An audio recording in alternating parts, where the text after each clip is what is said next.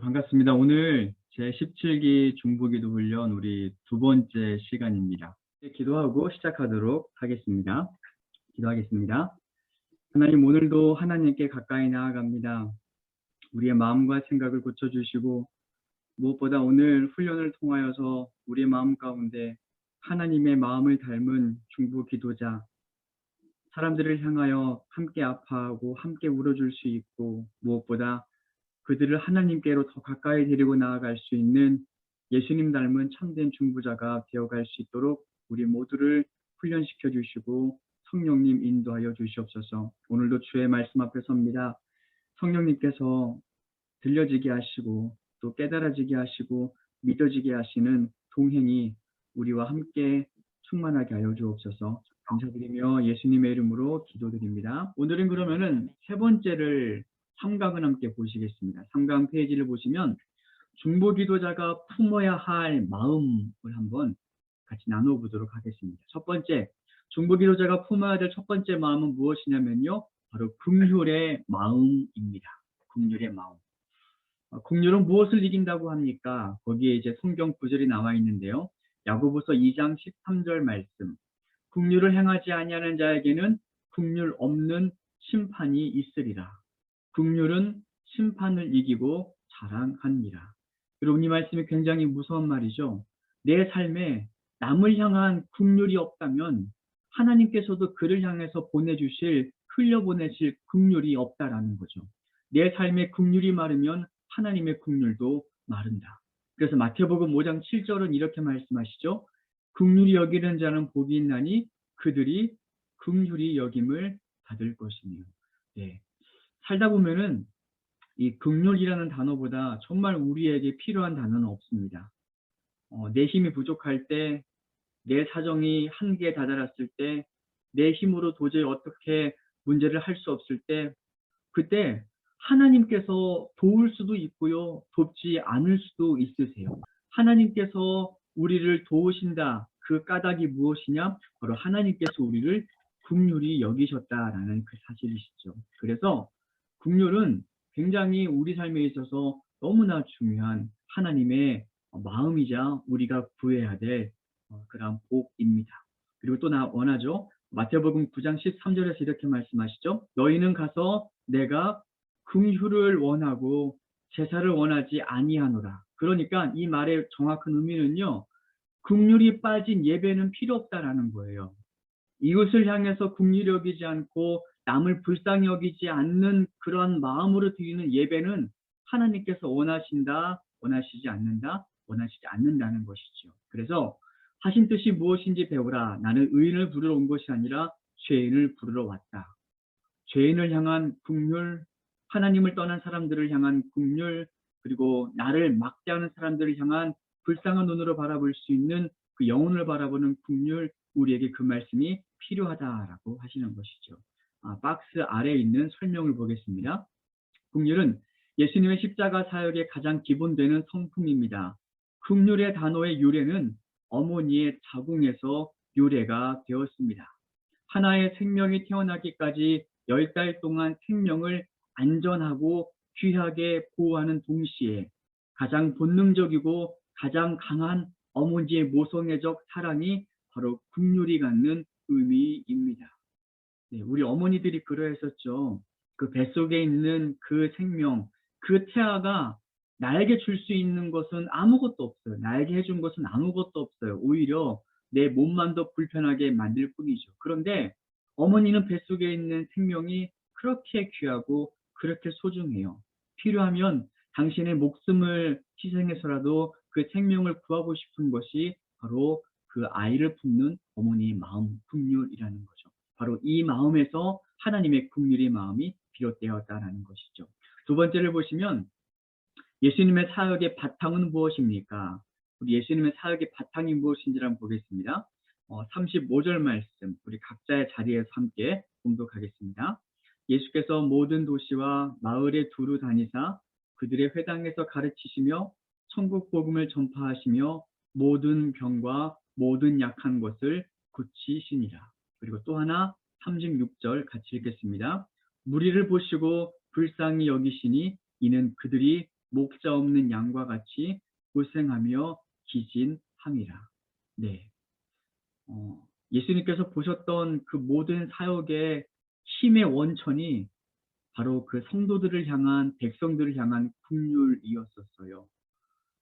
로마의 압제와 종교 지도자의 타락과 그리고 가난과 착취와 억압과 이런 굶주림 속에서 의지할 것이 아무것도 없는 그들을 바라보시는 하나님의 마음이 바로 예수님의 모든 사역의 원동력이었었죠. 그래서 긍휼은 너무나 중요한 것입니다. 그 아래 보시면 무리를 보시고 빈칸이 있죠. 불쌍히 여기시니 이는 그들이 목자 없는 양같이 고생하며 기진함이라. 첫 번째, 그래서 중보기도자들에게 있어야 될 가장 중요한 첫 번째 마음, 긍휼. 여러분이 긍휼의 마음을 위해서 기도하십시오. 하나님, 저에게 긍휼의 마음을 주시옵소서. 어떨 때 보면은 우리가 외적인 것으로 보면은 그 사람이 불쌍한 사람인가 생각되지 않을 때가 있어요. 나보다 잘 살고 집도 평안한 것 같고 문제 없는데 그 사람을 위해서 내가 이렇게 기도할 필요가 있나? 여러분, 근데 그렇지가 않을 수도 있어요. 우리가 모르는 하나님의 시선으로 바라보면 가장 불쌍한 영혼이 바로 그 사람일 수가 있어요. 겉은 멀쩡한데 심각한 우울증에 있고요.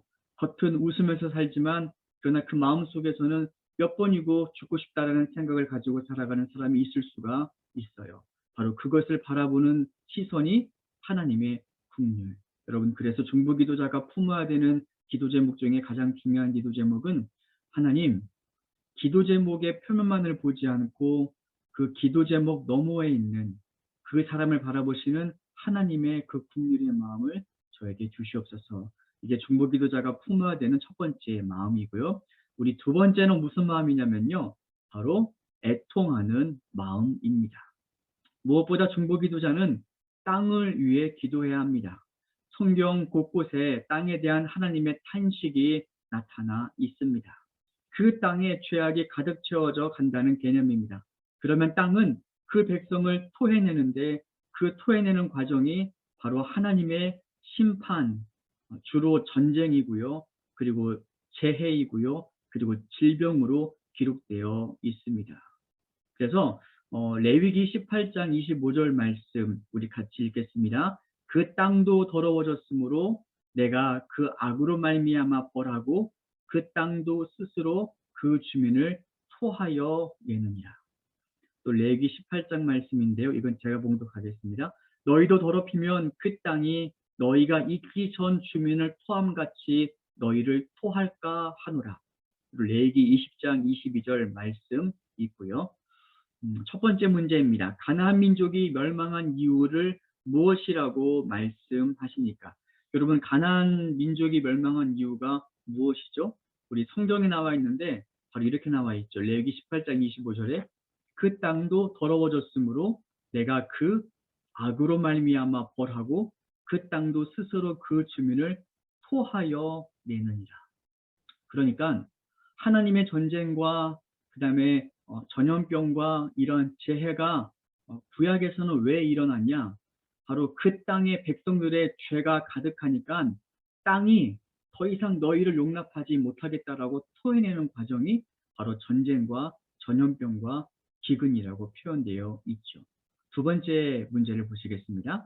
아브라함에게 이스라엘 민족이 400년 동안 애굽에서 머물라 하신 이유를 뭐라 말씀하십니까? 창세기 15장 13절 말씀인데요. 여러분들 이 본문을 한번 잘 보세요. 우리가 보통 이스라엘 백성들이 애굽에서 400년 있었다는 것은 잘 알아요. 그리고 400년이 하나님께서 계획하신 무슨 뜻이 있으시겠지. 그 400년 동안 그 70명 들어갔던 그 백성을 점점 번성시키시기 위한 하나님의 준비 시간이었겠지. 이것이 보통 우리가 알고 있는 400년의 시간의 의미입니다. 그런데 창세기에 보시면 그렇게 나와 있는데 창세기 15장 16절에 보시면 또 다른 의미가 하나 더 표현되어 있어요. 우리 네모난 성경 구절 안에 창세기 15장 16절 말씀이 있는데요. 같이 한번 읽어보도록 하겠습니다. 내 자손은 4대 만에 이 땅으로 돌아오리니 이는 아무리 족속의 죄악이 아직 가득 차지 아니함이더라 하시더니. 그러니까 아직 무슨 말이냐면요. 가나안 땅에 살고 있는 그 백성의 죄악이 아직 차지 않아서 하나님께서 기다리고 인내하셨던 그 인내의 끝이 언제냐? 바로 400년이라고 하신 것이죠. 밑에 보겠습니다. 내 자손은 사대 만에 이 땅에 돌아오니 이는 아모리 족속의 죄악이 아직 가득 차지 아니함이었더라. 네. 해설을 봅니다. 첫 번째 레위기 말씀을 통해 볼 것은 땅에 죄가 가득 차면 그 땅이 그 백성을 토하여 낸다는 것입니다.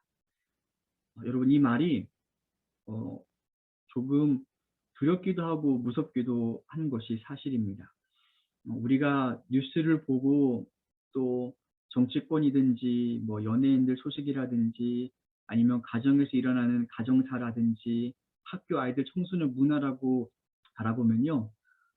점점 마음속 한켠에는 이대로 가면 안 되는데 어른들이 행했던 그 모든 죄의 모습들이 이제는 그 어른 세대의 그릇을 타고 흘러 넘쳐가지고 이제는 점점 10대, 20대 아이들에게까지 흘러가는 것 같아요. 성적인 범죄에 흉내를 내고요.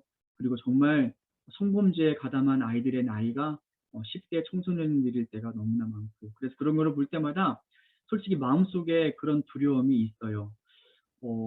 우리의 죄가 이 나라 이 민족 가운데 우리의 죄가 이 땅 가운데 가득 차면 안 되는데 그러면 하나님께서 더 이상 인내하지 못하시는 그날이 오면 안 되는데 하는 그런 두려운 마음이 항상 있습니다. 또 계속해서 한번 설명을 보겠습니다. 창세기에서도 역시 동일한 말씀을 합니다. 이스라엘 백성이 400년 동안 노예 생활을 하고 풀려날 것인데 그 이유는 아직 아모리 족속의 죄가 가득 차지 않았기 때문이라고 합니다. 가나안 땅의 죄가 차서 하나님의 심판이 이르기까지 이스라엘은 400년의 시간을 애굽에서 민족이 번성하며 하나님의 시간을 기다린 것입니다. 밑에 내용입니다. 우리나라에서 일어나는 일들도 이런 영적인 경계심으로 볼 줄 알아야 합니다. 동성애, 마약, 근친상간, 가족의 분열과 죄악들, 살인, 간음, 그리고 엄청나죠. 또 불륜도 있고요. 갈수록 이기심을 조장하는 것도 있고요. 점점 가면 갈수록 사람들이 교회를 떠나고 교회를 이렇게 부정하게 생각하는 그 모습들이 점점 그렇고요. 또 동성애가 이 땅에 소수의 인권이라는 이름으로 그럴싸하게 포장되어져 가고 있는 것들도 우리가 두려운 것들 중에 하나이죠. 물론 여러분 동성애의 자아 자체를 우리가 미워하고 죄인 취급하는 것은 여러분 안 됩니다. 그들은 성적인 부분에서 그러한 죄를 짓고 있지만 우리도 얼마든지 다른 부분에 있어서는 하나님이 싫어할 만한 죄를 짓고 있기 때문에 동성애든 우리든 똑같이 회개할 죄인이라는 것은 동일합니다. 변하지가 않습니다. 근데 문제는 뭐냐면요. 그 동성애 자체를 옹호하고 포장하려는 그런 모든 시도와 문화가 잘못되어 있다는 것이죠.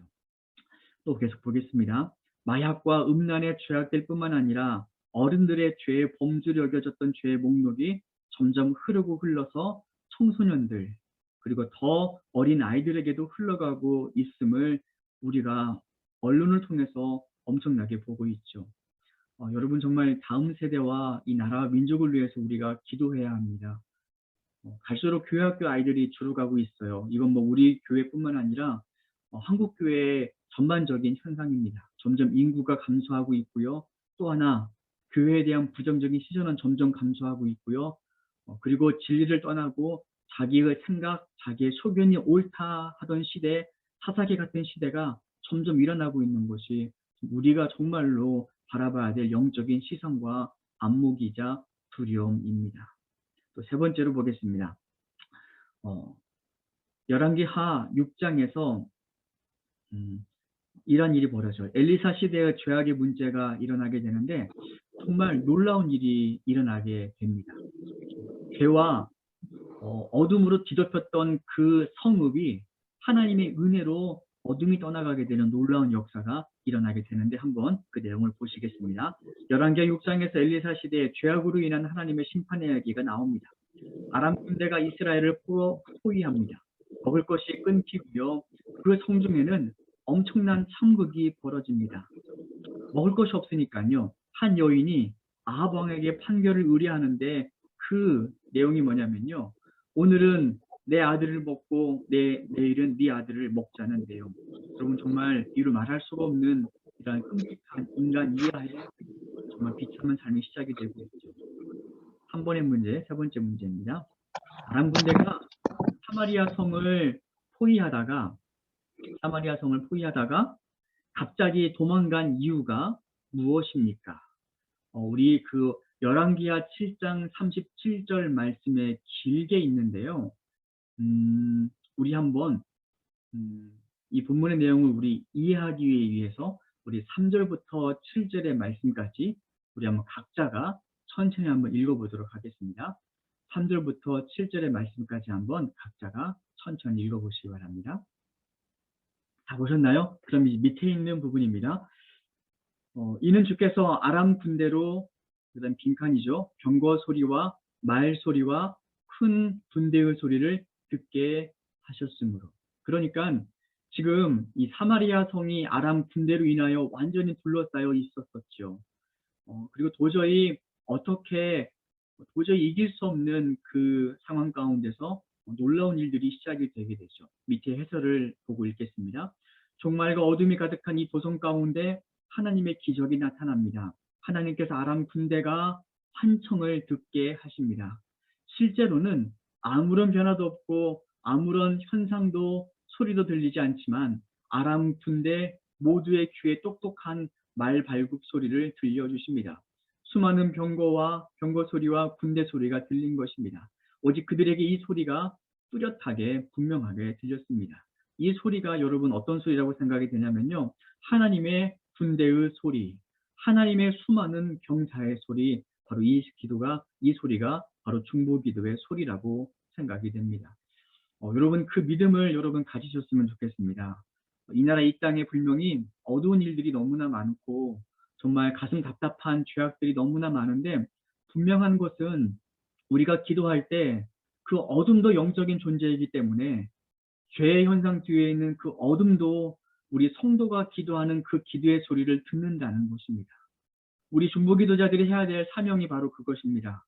얼만큼 이 나라와 이 민족이 하나님께 돌아갈지는 잘 모르겠지만 그러나 하나님, 최소한 내가 버티고 있는 우리의 가정 안에서는, 내가 다니고 있는 우리의 교회 안에서는, 내가 몸담고 있는 공동체, 이 나라 이 민족 가운데서는 하나님 그 땅이 그 민족을 토해내는 그러한 어둠의 역전현상, 어둠이 뒤덮이는 그 일이 일어나지 않게 하여 주시옵소서. 여러분 그 한 가지를 믿고 우리가 기도할 때 이 엘리사 시대에 일어났었던 이 놀라운 역사가 바로 우리가 경험하게 될 또 다른 하나님의 놀라운 역사인 줄을 믿고 또 우리가 그렇게 기도하였으면 좋겠습니다.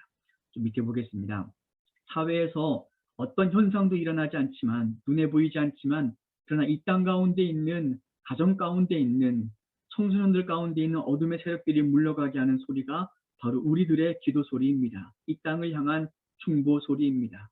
이 나라를 살리는 것이 중보 기도입니다. 이 소리가 많아야 합니다. 그것들이 우리가 내야 할 소리입니다. 여러분, 우리가 이 사실을 믿고 기도하였으면 좋겠어요. 우리가 종종 여러분 그 다니엘의 새 일의 기도 이런 소리 많이 들어보셨죠? 다니엘의 21일 기도 아니면 새 일의 다니엘 기도회. 여러분 그 다니엘 기도회가 쓰여진 이유와 까닭이 있어요.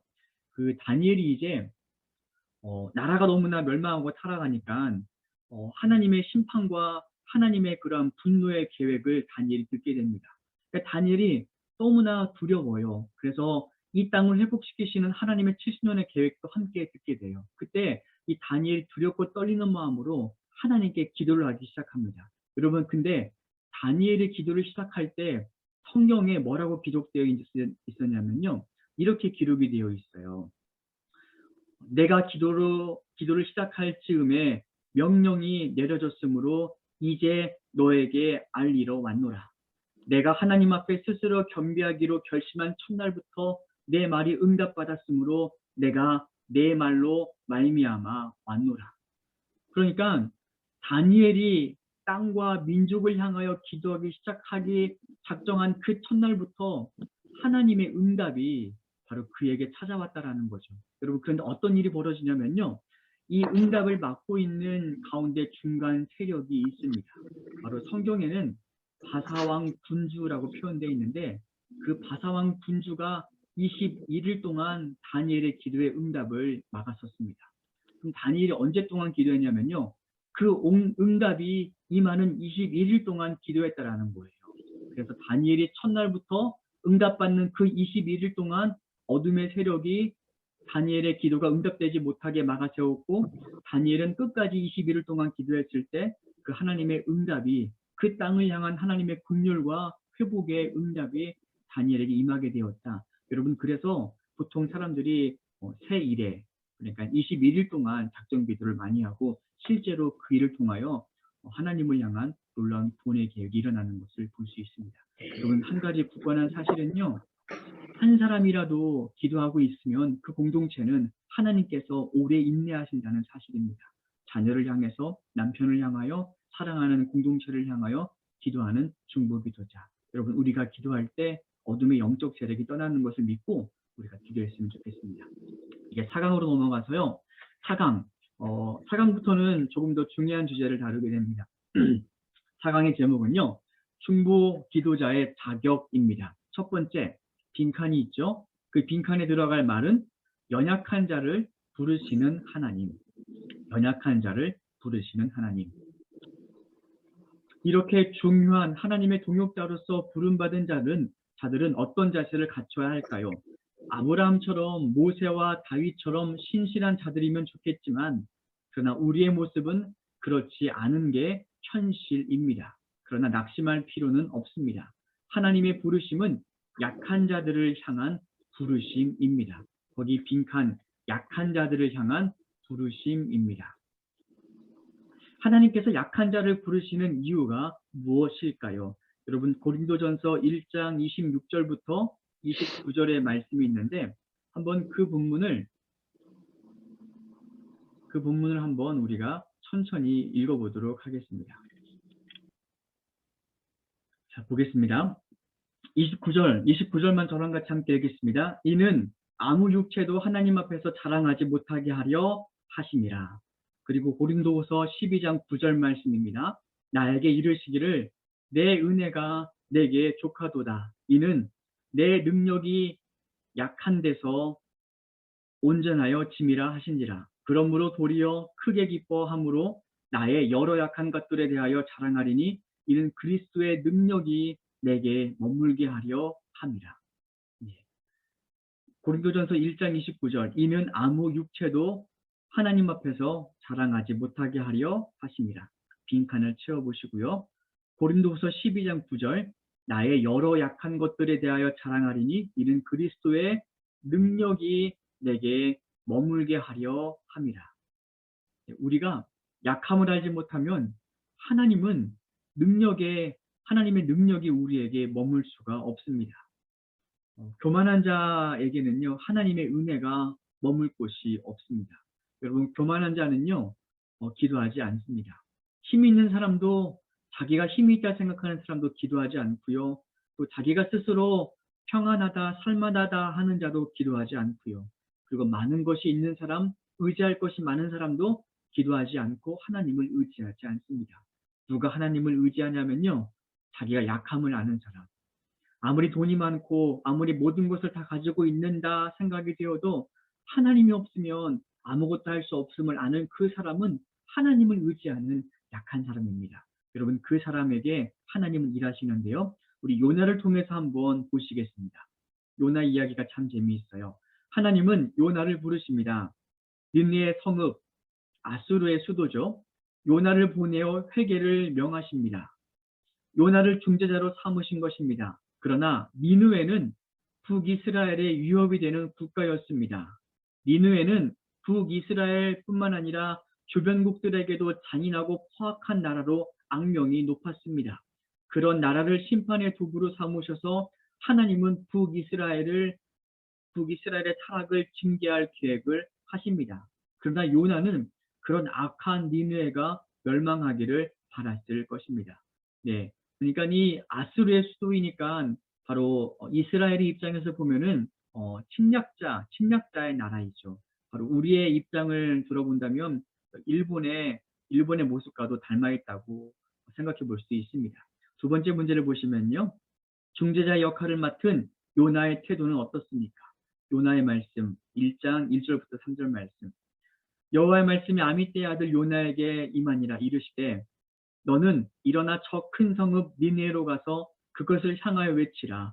그 악독이 내 앞에 상달되었음이니라 하시니 그러나 요나가 여호와의 얼굴을 피하려고 일어나 다시스로 도망하려고 욥바로 내려갔더니 마침 다시스로 가는 배를 만난지라 여호와의 얼굴을 피하여 그들과 함께 다시스로 가려고 배삭을 주고 배에 올랐더라. 3절 보니까 이렇게 되어 있죠. 그러나 요나가 여호와의 얼굴을 피하려고 일어나 다시스로 도망하려 하여. 예. 요나가 하나님의 얼굴을 피했다라는 것은요. 단순히 도망갔다라는 의미가 아닙니다. 하나님의 얼굴을 피해서 반대 방향으로 가면 하나님이 나타나지 않을까요? 이 말은 무슨 말이냐면요. 요나가 하나님의 명령이 너무나 싫어서 자기에게 주어진 직분과 사명을 포기했다라는 거죠. 하나님, 저 그만하고 싶습니다. 저 그만둘래요. 여러분, 해설 한번 좀 더 보겠습니다. 하나님은 니느웨죠. 바로 심판하지 않으시고 중재자를 찾아 세우십니다. 너는 일어나 니느웨로 가라. 그러나 요나는 불성실한 중보자가 됩니다. 여러분, 거기 한번 표시를 한번 해보시죠. 불성실한 중보자. 하나님께서 가서 중보자로 서라, 중보기도 해라 하고 하는데 끝까지 하기 싫은 거죠. 하나님은 그런 요나를 큰 물고기 사건을 통하여 돌이키게 하시고 본인에게 맡겨진 자리로 다시 부르십니다. 그러나 그럼에도 여전히 온전한 순종을 하지 않는 요나의 모습을 볼 수 있습니다. 여러분, 이 요나의 모습을 보면요. 중보기도자의 사명을 하나님께서 요나에게 맡기세요. 근데 요나는 불성실합니다. 하기 싫습니다. 그래서 안 한다고 하죠. 근데 삶의 풍파를 만나요. 이 중보기도가 필요한 거구나. 내가 중재자가 되어야겠구나 하고 돌아오긴 오는데 이 요나의 마음이 또 여전히 불성실한 모습을 우리가 볼 수 있습니다. 3번 문제인데요. 3번 문제를 한번 우리가 보도록 하겠습니다. 다시 돌아온 요나의 행동에서 여전히 불순종의 모습을 찾아 써 보십시오. 여러분, 거기 한번 1절부터 4절 말씀인데요. 저랑 같이 천천히 보겠습니다. 1절, 여호와의 말씀이 두 번째로 요나에게 임하니라 이르시되 일어나 저 큰 성읍 니느웨로 가서 내가 내게 명한 바를 그들에게 선포하라 하신지라.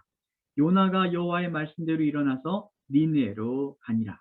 니느웨는 사흘 동안 걸을 만큼 하나님 앞에 큰 성읍이더라.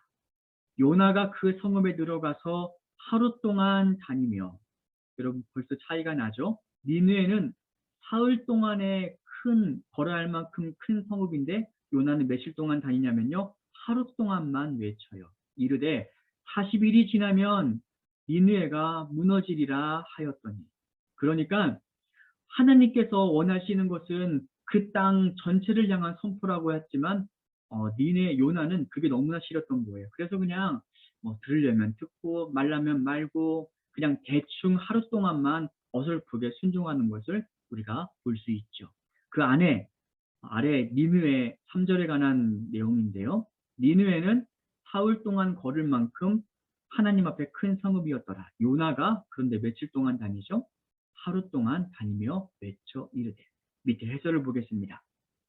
니느웨는 가로 세로 약 45km의 성읍으로 약 3일을 걸어야 되는 큰 성읍입니다. 그러나 요나는 하루 동안만 다니며 하나님의 심판의 메시지를 전합니다.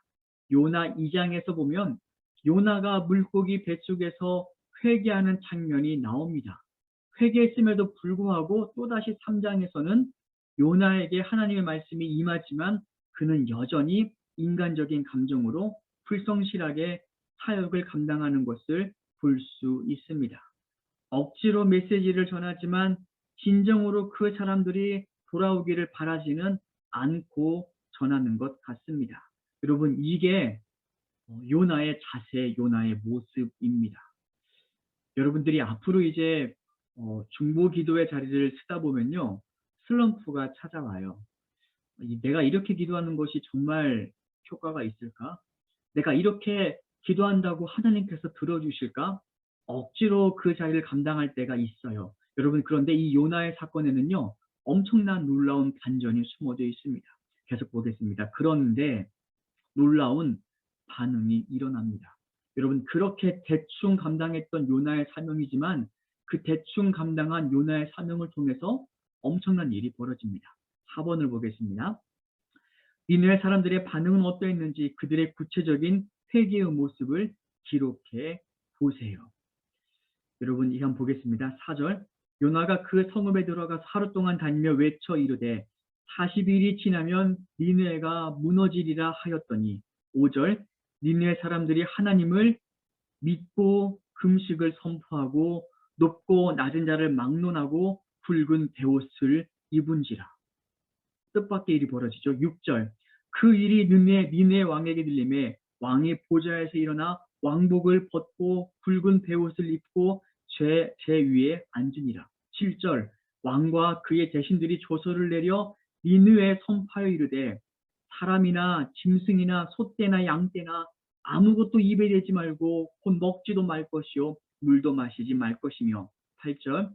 사람이든 짐승이든 다 붉은 베옷을 입을 것이요 힘써 하나님께 부르짖을 것이며 각기 악한 길과 손으로 행한 강포에서 떠날 것이라.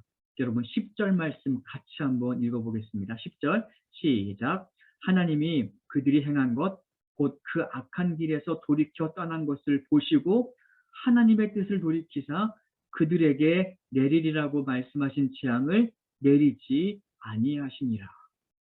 여러분, 이게 우리가 기다리고 바라는 놀라운 하나님의 은혜, 하나님의 일입니다. 여러분, 좀 더 문제를 보고 풀어볼게요. 니느웨 사람들이 하나님을 믿고 금식을 선포하고 높고 낮은 자를 막론하고 붉은 베옷을 입은지라. 여러분, 5절에 그렇게 되어 있죠. 또 8절 말씀을 보겠습니다. 사람이든 짐승이든 다 붉은 베옷을 입을 것이요 힘써 누구에게요? 하나님께 부르짖을 것이며 각기 악한 길과 손으로 행한 강포에서 떠날 것이라. 5번 문제입니다. 그 결과는 무엇입니까? 5번. 우리 같이 한번 빈칸까지 넣어서 읽어볼게요. 시작. 하나님이 뜻을 돌이키사 그들에게 내리리라고 말씀하신 재앙을 내리지 아니하시니라. 아멘. 여러분, 우리가 여기서 알아야 될 중요한 사실이 하나 있습니다. 지금 우리가 살펴보았던 요나의 모습은 성실했을까요? 불성실했을까요? 예, 불성실했습니다. 한 대 맞고 돌아왔지만 여전히 요나의 모습은 대충 불성실한 그런 중보자의 모습이었었습니다. 그런데 놀라운 것은 뭐냐면요, 그 불성실한 중보자의 모습에 니느웨 사람들이, 멸망했어야 될 그 사람들이 구원받고 돌아왔다라는 사실이에요. 여러분, 이 사실을 통해서 우리가 알게 되는 중요한 사실이 있습니다. 우리 두 번째 교재를 보시겠습니다. 교재 두 번째 보시면요, 거기 같이 한번 표시를 해보실까요?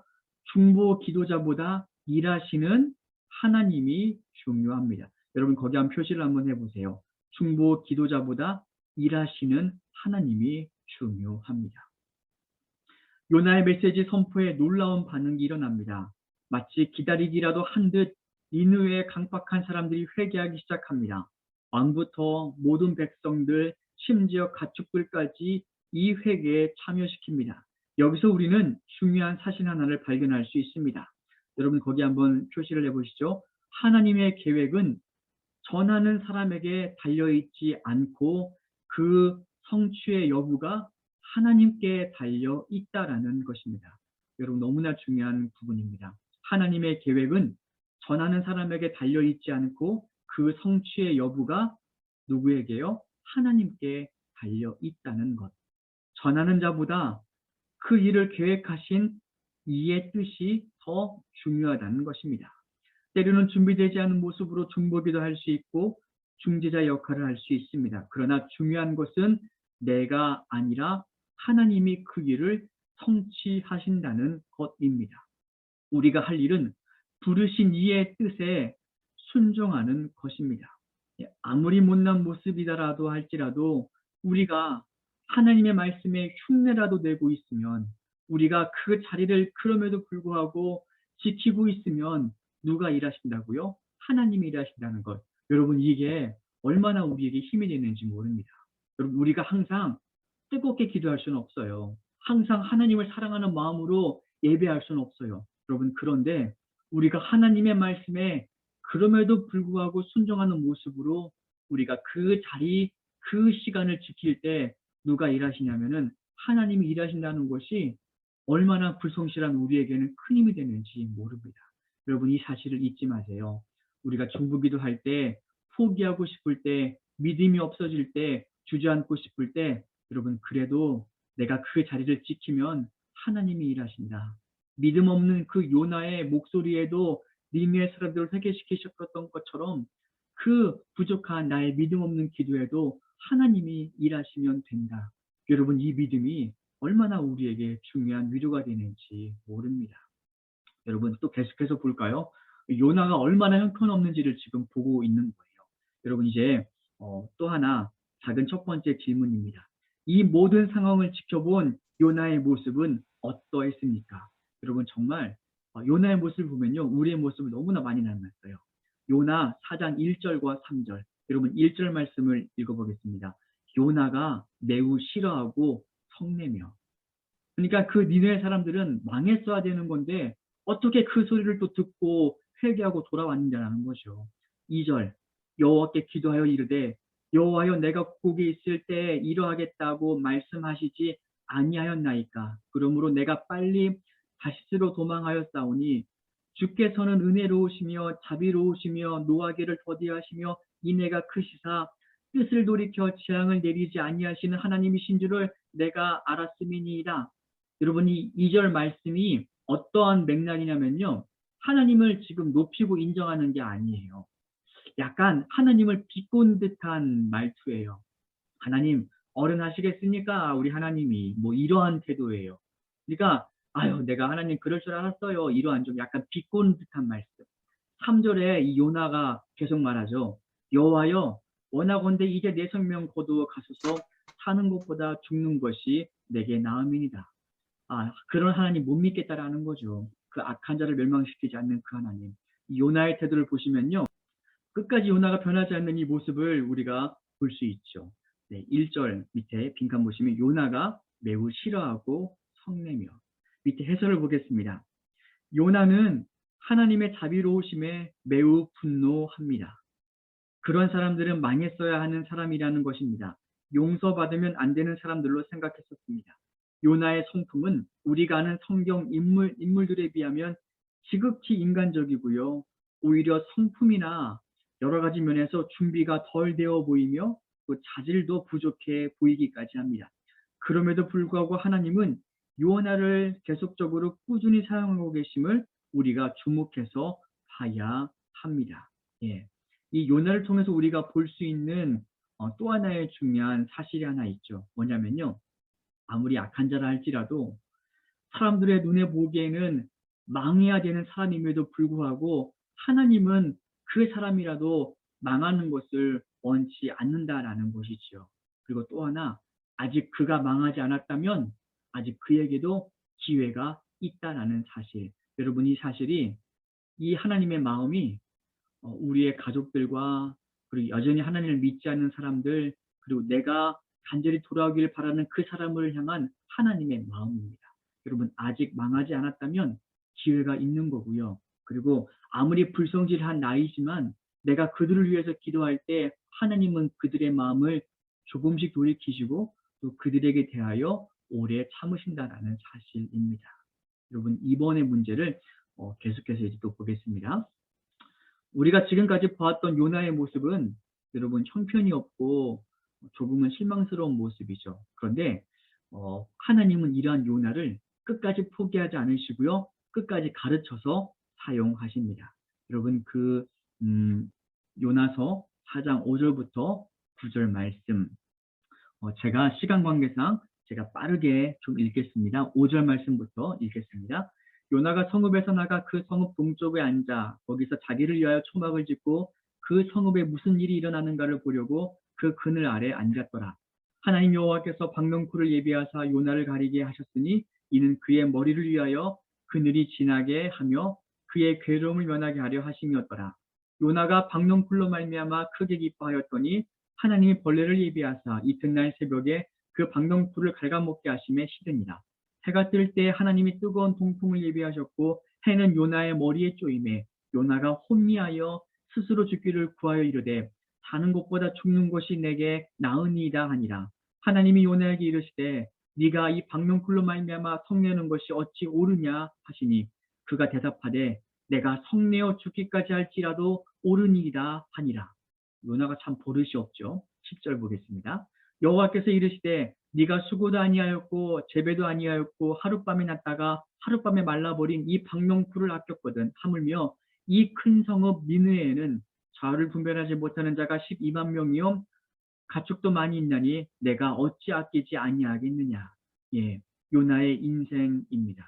자기 뜻대로 되는 것은 없고 망했으면 하고 싶은 니느웨는 결국 망하지 않고 그리고 자기에게 유익이 되었던 박농풀은 오히려 말라 죽게 되고 이렇게 살아갔던 것이 바로 요나의 인생이었었습니다. 박농풀이 말라 죽었을 때 요나의 심정 어땠습니까? 요나가 혼미하여 스스로 죽기를 구하며 이르되 사는 것보다 죽는 것이 내게 낫다. 또한 하나님께 뭐라고 항변합니까? 내가 성내어 죽기까지 할지라도 옳으니이다. 하나님께서 무엇과 무엇을 비교시켜 주십니까? 요나의 박농풀과 니느웨 주민 12만 명. 예. 하룻밤에 자기에게 유익이 되었던 그 박농풀이 말라비틀어진 것은 그렇게도 아까워하면서 저 12만 명의 사람들, 어린아이들의 영혼은 전혀 아까워하지 않는 것이 바로 이 요나의 모습. 어쩌면 우리의 모습과도 좀 닮아 있죠. 예. 첫 시간에 말씀드렸지만 세상에서 가장 큰 문제는 어떤 문제라고요? 내 문제. 예. 내가 아무리 작은 문제라 할지라도 남들이 무슨 큰일이 벌어졌더라 할지라도 내게 있는 작은 문제가 더욱더 내겐 중요하죠. 바로 요나가 우리와 똑같은 사람입니다. 밑에 해설 보겠습니다. 요나가 보여준 태도는 실망스럽기까지 합니다. 어쩌면 우리의 모습과 비슷한 면이 많이 있습니다. 이를 통해서 또렷하게 볼 수 있는 것은 중보자의 상태보다 일하시는 하나님을 볼 수 있습니다. 하나님께서 니느웨 사람들을 회개하도록 준비시키셨고 우리는 단지 그 일에 도구로 사용된다는 사실을 알아야 합니다. 요나는 우리와 성정이 비슷한 사람입니다. 자신에게 유익이 없고 자신의 마음에 들지 않는 12만 명의 생명은 귀하게 여기지 않으면서도 자기에게 약간의 유익이 되는 박농풀 한 그루는 소중하게 생각했던 지극히 인간적인 사람. 그러나 이런 자도 하나님은 어떻게 쓰신다고요? 중보자로 사용하십니다. 중보자가 잊지 말아야 될 것은요. 중보자보다 더욱더 중요한 것은 중보자를 쓰시는 하나님. 그렇기 때문에 중보의 자리가 귀한 것이고요. 하나님께서 맡겨주셨다면 부르셨다면 부족하더라도 그 자리를 지키는 것이 바로 우리의 역할과 사명이다라는 것입니다. 네, 여러분 오늘은 여기까지 우리가 좀 나누도록 하겠습니다.